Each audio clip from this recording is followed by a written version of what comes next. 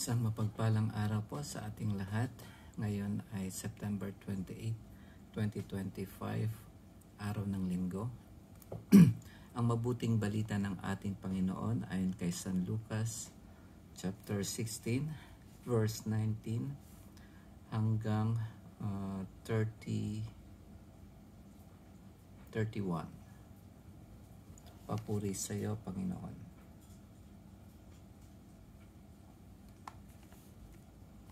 May isang mayamang nagdaramit ng mamahalin at saganang-sagana sa pagkain araw-araw. At may isa namang pulubing nagngangalang Lazaro, tadtad ng sugat na nakalupasay sa may pintuan ng mayaman, upang mamulot kahit mumong nahuhulog mula sa hapag ng mayaman. At doon nilalapitan siya ng aso at dinidilaan ang kanyang mga sugat. Namatay ang pulubi at dinala ng mga anghel sa piling ni Abraham. Namatay rin ang mayaman at inilibing sa gitna ng kanyang pagdurusa sa Hades. Tumingala ang mayaman at kanyang natanaw sa malayo si Abraham, kapiling si Lazaro. At sumigaw siya, "Amang Abraham, mahabag po kayo sa akin. Utusan ninyo si Lazaro na isawsaw sa tubig ang dulo ng kanyang daliri at palamigin ang aking dila sapagkat naghihirap ako sa apoy na ito." Ngunit sinabi sa kanya ni Abraham, "Anak, alalahanin mong nagpasasa ka sa buhay sa ibabaw ng lupa at si Lazaro'y nagtiis ng kahirapan. Ngunit ngayoy inaaliw siya rito, samantalang ikaw na may nagdurusa. Higit sa lahat, inilagay sa pagitan natin ang isang malaking bangin upang ang mga narini ay hindi makaparian at ang mga nariyan ay hindi makaparini." At sinabi ng mayaman, "Kung gayon po, Amang Abraham, ipinamamanhik ko sa inyong papuntahin si Lazaro sa bahay ng aking ama, sapagkat ako'y may 5 kapatid na lalaki. Paparoonin nga ninyo siya upang babalaan sila at nang hindi sila humantong sa dakong ito ng pagdurusa." Ngunit sinabi sa kanya ni Abraham, "Nasa kanila ang mga sinulat ni Moises at mga propeta. Pakinggan nila ang mga iyon." "Hindi po sapat ang mga iyon," tugon niya. "Ngunit kung pumunta sa kanila ang isang patay na muling nabuhay, tatalikdan nila ang kanilang mga kasalanan." Sinabi sa kanya ni Abraham, "Kung ayaw nilang pakinggan ang mga sinulat ni Moises at ng mga propeta, hindi rin nila paniniwalaan kahit ang isang patay na muling nabuhay." Ang mabuting balita ng ating Panginoon. Pinupuri ka namin, Panginoong Hesukristo. Isa-isahin po natin ang ating nabasa ngayon. May isang mayamang nagdaramit ng mamahalin. Ayun, hindi na rito na i-describe o ang kanyang damit, pero sa English version ay na-i-describe doon na maganda yung damit niya. Purple ang kulay at fine linen yung description doon. Kumbaga isa siyang meron siyang katayuan na isang royal. At dito hindi pinangalanan ang isang mayaman, wala siyang pangalan. Ang ibig lamang sabihin ay, kumbaga, kapag sa Bible ay hindi pinapangalanan ang isang tao, ibig sabihin ay hindi siya ganon kaimportante. At ang masaklap pa ay isa siyang tao na tinanggal na sa tinatawag na Book of Life.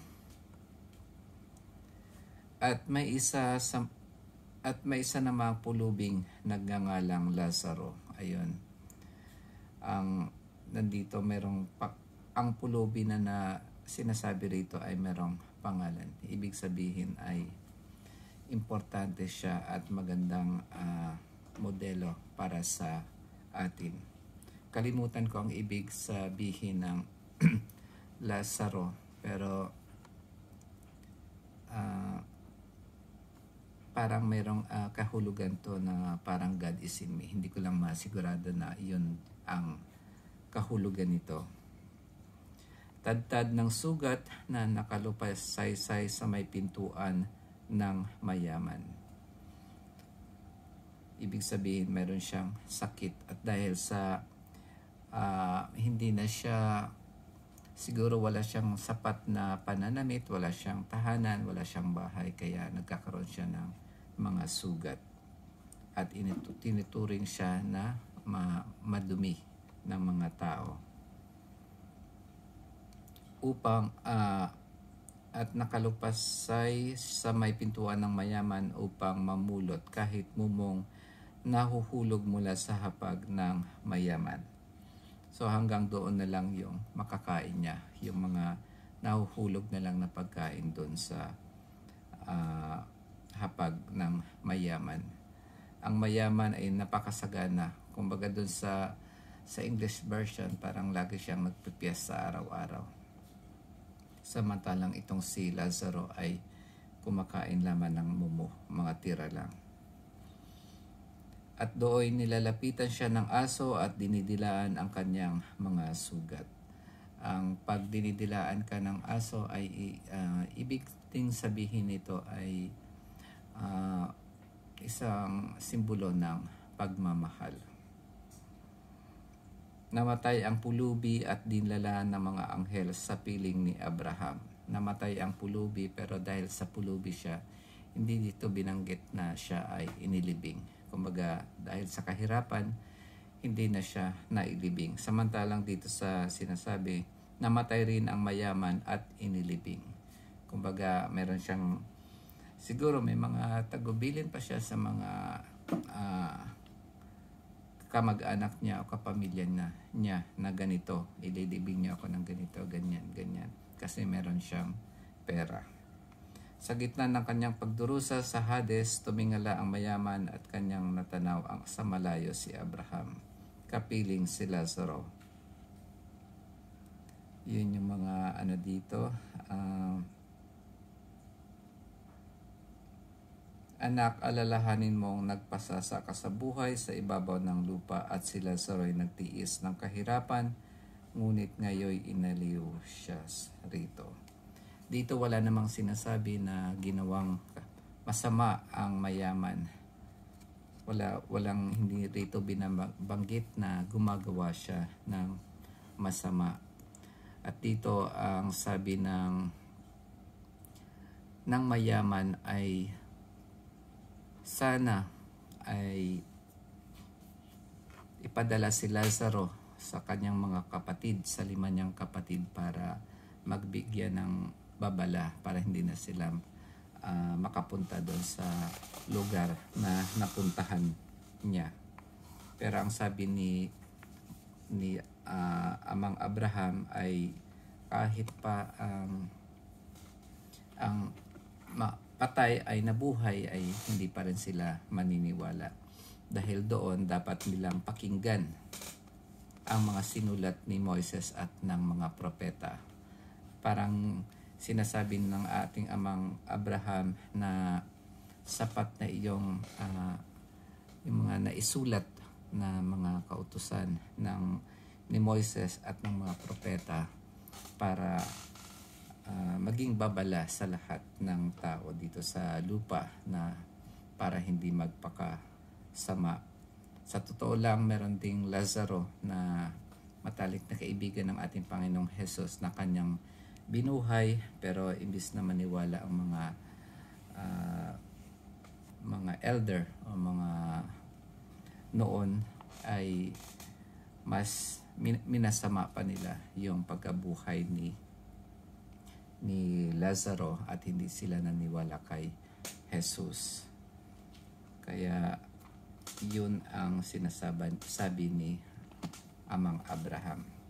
Bago ko po matapusin ang itong mabuting balita, reflection, actually ito po yung Bible study namin nung nakaraang Miyerkules at inabot kami siguro ng halos 2 o higit na oras para pag-aralan itong nabasa natin ngayon. So bago po tayo magtapos, gusto ko pong iwanan ito na hindi po sapat na hindi tayo gumawa ng kasalanan. Gumawa din tayo ng mabuti sa ating kapwa bago pa maging huli ang lahat. Yun lamang po. Maraming salamat sa pakikinig. Magkita-kita po tayo bukas ng Lunes. Pagpalain po tayo ng Panginoon. Amen.